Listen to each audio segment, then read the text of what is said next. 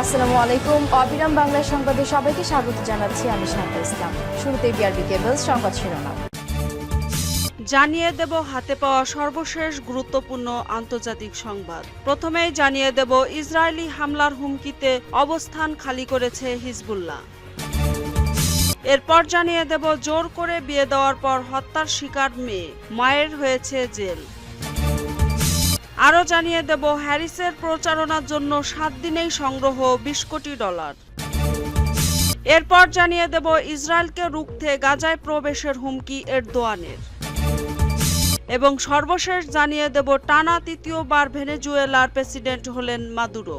এতক্ষণে শুনছিলেন সংবাদ শিরোনাম, এবার থাকছে বিস্তারিত। প্রিয় দর্শক, যদি চ্যানেলটিতে নতুন হয়ে থাকেন তাহলে প্লিজ চ্যানেলটি সাবস্ক্রাইব করে সঙ্গেই থাকুন। ইসরায়েলি হামলার হুমকিতে অবস্থান খালি করেছে হিজবুল্লাহ। ইসরায়েল প্রতিশোধমূলক হামলার হুমকি দেওয়ার পর ইরান সমর্থিত সশস্ত্র গোষ্ঠী হিজবুল্লাহ লেবাননের দক্ষিণ ও পূর্বাঞ্চলে তাদের অবস্থান খালি করেছে। হিজবুল্লাহর একটি ঘনিষ্ঠ সূত্র এই তথ্য জানিয়েছে। নাম প্রকাশে অনিচ্ছুক ওই ঘনিষ্ঠ সূত্র বলেছে, হিজবুল্লাহ দক্ষিণ ও বেকা উপত্যকায় তাদের কিছু অবস্থান খালি করেছে, কারণ তারা মনে করছে এসব জায়গায় ইসরায়েল হামলা চালাতে পারে। ইসরায়েল অধিকৃত গোলান মালভূমি থেকে লেবানন থেকে ছোড়া রকেট হামলায় 12 জন নিহত হওয়ার পর ইসরায়েল হিজবুল্লাহর বিরুদ্ধে প্রতিশোধ নেওয়ার ঘোষণা দেয়। যদিও এর আগে ইরান প্রতিশোধমূলক হামলার বিষয়ে ইসরায়েলকে সতর্ক করে বলে, লেবাননে যে কোনো নতুন হামলা অপ্রত্যাশিত পরিণাম বয়ে আনবে। জাতিসংঘ মহাসচিব অ্যান্তনিও গুতেরেস গোলান মালভূমিতে শনিবারের হামলার নিন্দা জানিয়ে সকল পক্ষকে সর্বোচ্চ সংযম প্রদর্শনের আহ্বান জানিয়েছেন। কিন্তু গোলান মালভূমিতে এই হামলার কারণে ইসরায়েলের প্রধানমন্ত্রী বেনিয়ামিন নেতানিয়াহু তার যুক্তরাষ্ট্রের সফর সংক্ষিপ্ত করে দেশে সেই জরুরি ক্যাবিনেট বৈঠক ডাকেন। এই সময় তিনি বলেন, হিজবুল্লাহকে চড়া মূল্য দিতে হবে, যা আগে কখনো তাদের দিতে হয়নি। একই সঙ্গে দেশটির প্রতিরক্ষা মন্ত্রী ইয়োব গ্যালান্ট হামলাস্থল পরিদর্শন করেন এবং এর কড়া জবাব দেওয়ার কথা জানান।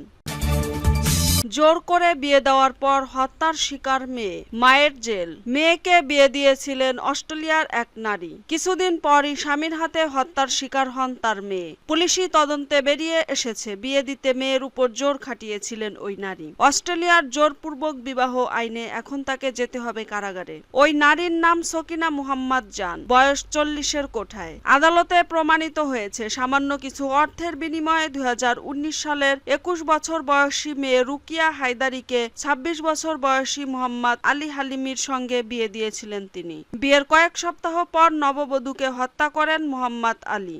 অস্ট্রেলিয়ার জোরপূর্বক বিবাহ আইনে প্রথম সাজা পাওয়া নারী সকিনা মুহাম্মদ। 2013 সালে এ আইন পাশ করা হয়েছিল। এ আইনের আওতায় দোষী সাব্যস্ত হলে সর্বোচ্চ 7 বছরের সাজা হতে পারে। অস্ট্রেলিয়ায় অনেকের বিরুদ্ধেই এ আইনে বিচার চলছে, তবে তাদের কারোরই রায় এখনো ঘোষণা করা হয়নি। সকিনা মুহাম্মদ আফগানিস্তানের হাজারা সম্প্রদায়ের সদস্য।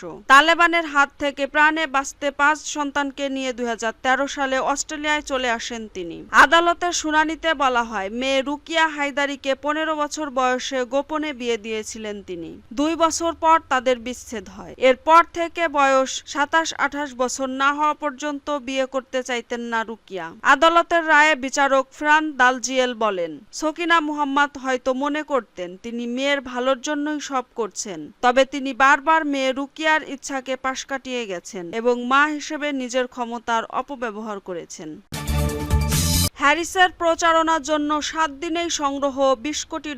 মার্কিন প্রেসিডেন্ট নির্বাচনের আর মাত্র 100 দিন বাকি। জো বাইডেন ডেমোক্র্যাট প্রার্থী পদ থেকে সরে দাঁড়ানোর পর এখনও কমলা হ্যারিসের নাম আনুষ্ঠানিকভাবে প্রার্থী হিসেবে ঘোষণা করা হয়নি, তবে তিনি ডেমোক্র্যাটদের সম্ভাব্য প্রার্থী। এই অবস্থায় তার প্রচারণার জন্য এক সপ্তাহে $20 কোটি, অর্থাৎ প্রায় 2235 কোটি বাংলাদেশি টাকা ডোনেশন জমা পড়েছে। হ্যারিসের ডেপুটি প্রচার ম্যানেজার রব লাহার্টি সামাজিক যোগাযোগ মাধ্যম এক্সে পোস্ট করে বলেছেন, আমরা গত এক সপ্তাহ ধরে প্রচার শুরু করেছি।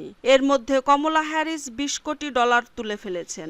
66% হলেন নতুন ডোনার। ইতোমধ্যেই বিল ক্লিন্টন, ন্যান্সি পেলোসির মতো নেতারা কমলা হ্যারিসকে সমর্থনের কথা জানিয়েছেন। আগামী মাসেই তার দল অনলাইন ভোটিং করবে। তারপরে সম্ভবত আনুষ্ঠানিকভাবে প্রেসিডেন্ট পদে প্রার্থী হিসেবে হ্যারিসের নাম জানানো হবে। সাম্প্রতিক সমীক্ষায় দেখা যাচ্ছে হচ্ছে হ্যারিস তার প্রতিদ্বন্দ্বী রিপাবলিকান ডোনাল্ড ট্রাম্পকে প্রায় ছুঁয়ে ফেলেছেন।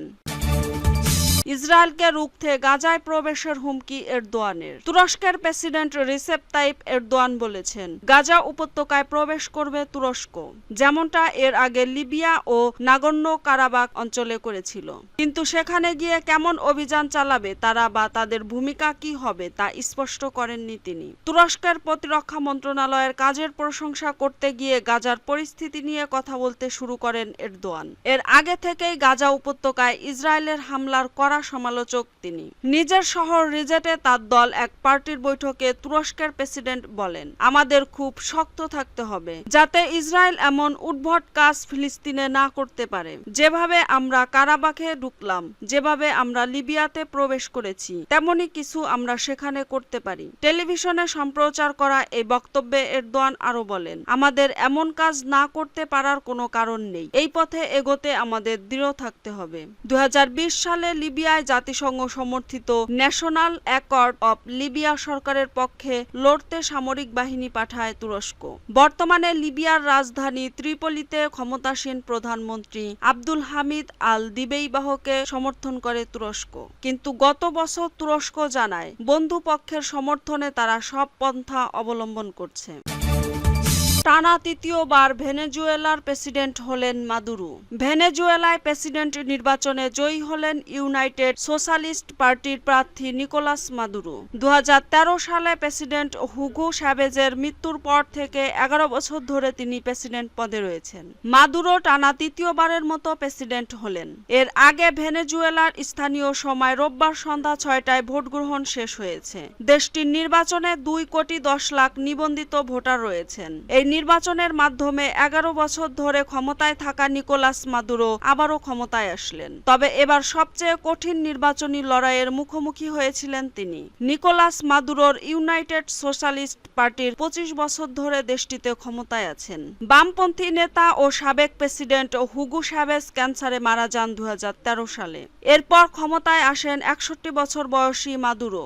এবার সব বিরোধী দল ঐক্যবদ্ধ হয়ে এডমুন্ডো গঞ্জালেস উরুতিয়াকে প্রেসিডেন্ট প্রার্থী ঘোষণা করেছে। প্রধান বিরোধী দলের নেতা মারিয়া করিনা মাসাদোকে সরকারি দায়িত্ব গ্রহণে নিষিদ্ধ করার পর তাকে প্রার্থী হিসেবে ঘোষণা করা হয়। আগের দুটি নির্বাচনে বর্তমান প্রেসিডেন্ট নিকোলাস মাদুরো মোরোস জিতেছিলেন। মাদুরো তৃতীয় মেয়াদের জন্য নির্বাচিত হলেন, যা 2025 সালে শুরু হয়ে 6 বছর চলবে। তিনি বাম ও গণতান্ত্রিক দলগুলোর একটি বিশাল জোটের নেতৃত্ব দিচ্ছেন, যারা 25 বছর আগে সংঘটিত বলিভারিয়ান বিপ্লবকে রক্ষা করতে একত্র হয়েছে।